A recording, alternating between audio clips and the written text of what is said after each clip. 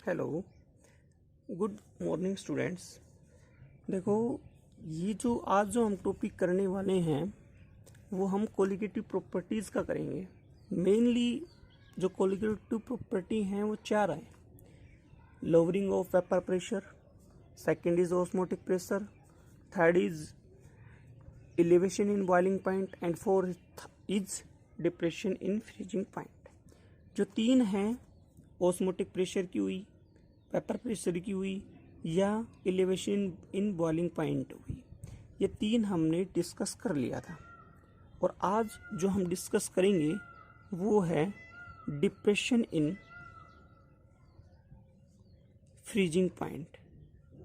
ठीक है, इसको हम डिस्कस करेंगे। ये टॉपिक नॉन मेडिकल 6 सेमेस्टर में आता है या फिर केमिस्ट्री ऑनर्स 5th सेमेस्टर में।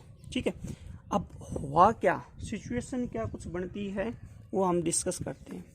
हमारे पास होता क्या है, एक सोलवेंट अपने पास होता है। और सोलवेंट होता भी कैसा है, ये जो सोलवेंट है ये वोलेटाइल सोलवेंट है। ध्यान से समझना मैं क्या कुछ कह रहा हूँ। वोलेटाइल यदि होगा इट मीन्स ये ईजिली वेपोराइज्ड हो जाएगा, और जो आसानी से वेपोराइज हो जाए इसका मतलब उसका वेपर प्रेशर क्या होता है, ज़्यादा होता है। ठीक है, अब हम इसमें क्या कर देते हैं जी, हम इसमें किसी सोल्यूट को ऐड कर देते हैं। सोल्यूट का कैसा ऐड किया है, जो कि नॉन वोलेटाइल हो। ठीक है, जब भी वोलेटाइल सॉल्वेंट में नॉन वोलेटाइल सोल्यूट को ऐड करूँगा तो ये जो वेपर प्रेशर था पहले सॉल्वेंट का ज़्यादा, वो क्या हो जाता है, थोड़ा सा कम।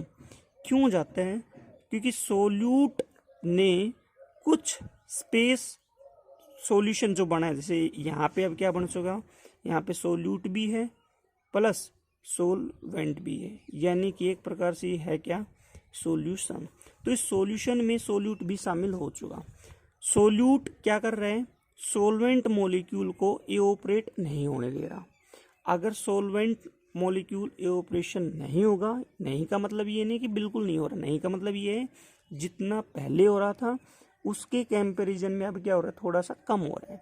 अगर वेपराइज कम होगा तो वेपर प्रेशर जो है वो अपने को कम मिलेगा। यानी कि एक प्रकार से मैं कहूँ कि वेपर प्रेशर जो है वो सोलवेंट का ज़्यादा है as compare to vapour pressure solution से। ठीक है, बात क्लियर है। अब हम थोड़ी सी देर के लिए पहुंचते हैं फ्रीजिंग पॉइंट कि भाई फ्रीजिंग पॉइंट क्या होता है। देखो, फ्रीजिंग पॉइंट को आप बोल सकते हो फ्रीजिंग टेम्परेचर। और फ्रीज कौन होगा जी, लिक्विड होगा। यानी कि एक ऐसा टेम्परेचर जहाँ पे कोई भी सब्सटेंस, जैसे मान लो ए सब्सटेंस है, ए सब्सटेंस लिक्विड फॉर्मेट में प्रेजेंट है, इक्विलिब्रियम में किसके साथ रहे, अपनी ही सॉलिड फॉर्म के साथ इक्विलिब्रियम में यदि रहता है, जिस भी टेम्परेचर पे ये इक्विलिब्रियम एग्जिस्ट करेगा वही टेम्परेचर क्या हो जाएगा, अपना फ्रीजिंग टेम्परेचर या फ्रीजिंग पॉइंट। अगर इन टर्म ऑफ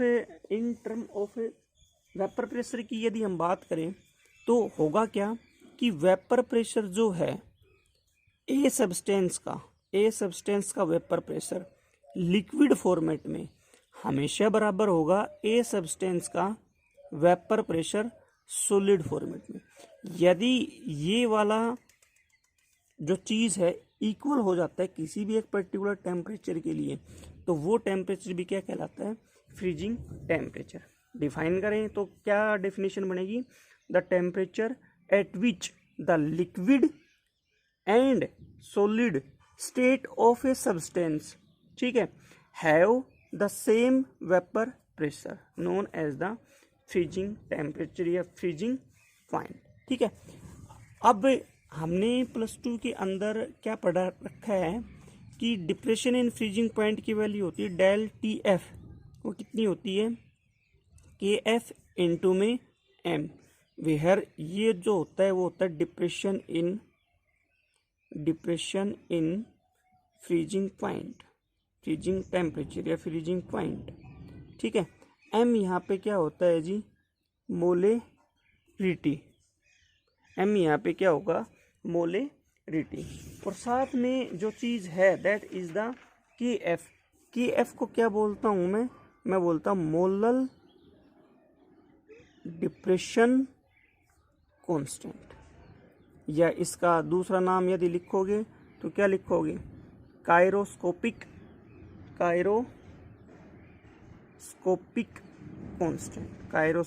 कांस्टेंट।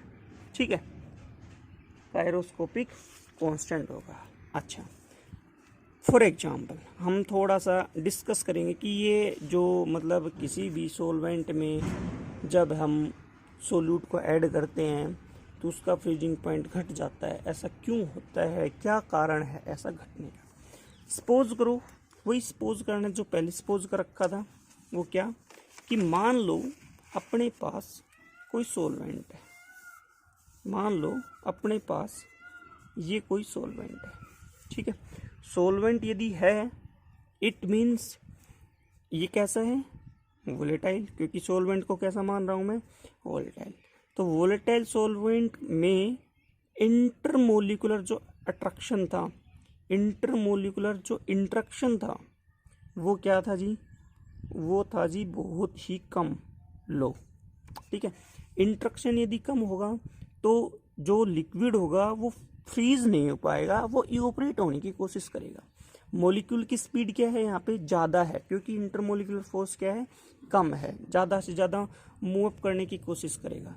और जहाँ मोशन होगा मतलब कि हम गैसियस स्टेट में पहुँचने की कोशिश कर रहे हैं, ना कि सॉलिड स्टेट में। ठीक है, हमने क्या किया, इसमें इस सॉल्वेंट में कोई सोल्यूट ऐड कर दिया, सॉल्यूशन बना दिया हमने, सोल्यूट ऐड कर दिया। सोल्यूट कैसा ऐड किया है जी, नॉन वोलेटाइल। जब मैं नॉन वोलेटाइल सोल्यूट को ऐड करता हूँ तो हमने क्या पढ़ा कि जब भी सॉल्वेंट में सोल्यूट को ऐड करते हैं तो वेपर प्रेशर घट जाता है। क्यों घटता है, क्योंकि इस सॉल्यूशन में ये जो पूरा जो सॉल्यूशन बना जिसमें सोल्यूट भी है और जिसमें सॉल्वेंट भी है। कब बना, जब मैंने सोल्यूट को इसमें ऐड किया। ये जो सॉल्यूशन है ये अब ऐसा सॉल्यूशन बन गया जिसमें इंटरमोलिकुलर जो फोर्स ऑफ इंट्रैक्शन है वो अब क्या हो गया, ज़्यादा हो गया, हाई हो गया। अगर इंटरमोलिकुलर फोर्स ऑफ अट्रैक्शन ज़्यादा होगा इसका मतलब क्या हुआ कि हम सॉलिड में कन्वर्ट होने की कोशिश कर रहे हैं। ठीक है, अगर कोई भी लिक्विड सॉलिड में कन्वर्ट होगा तो किसी न किसी टेम्परेचर के ऊपर होगा।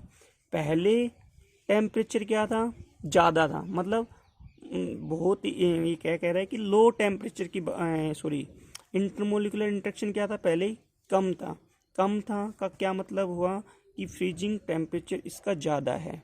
ठीक है, फिर उसके बाद इंटरमोलिकुलर फोर्स ऑफ अट्रैक्शन क्या किया, ज़्यादा किया, मतलब इसके कंपैरिजन में अब जो मॉलिक्यूल है वो ईजिली क्या हो जाएगा जी, अपना ईजिली क्या हो जाएगा, फ्रीज हो जाएगा। तो यही है कि फ्रीजिंग पॉइंट डिप्रेशन का मतलब कि पहले जो फ्रीज हो रहा था वो बहुत ही कम उसमें हो रहा था, मतलब एक प्रकार से मैं क्या कहूँ उस चीज़, पहले क्या था कि इंटरमोलिकुलर इंट्रैक्शन कम था, मतलब टेम्परेचर क्या था, बहुत ही कम करना पड़ रहा था।